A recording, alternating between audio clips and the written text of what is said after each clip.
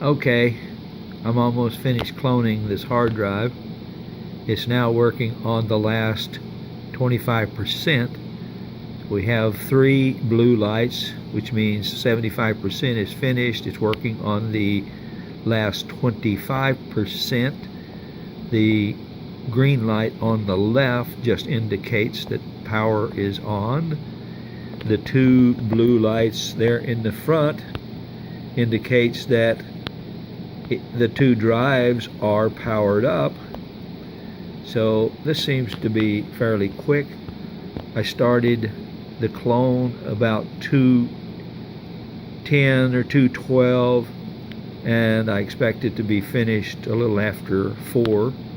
So a couple of hours for this particular hard drive. That's not too bad at all.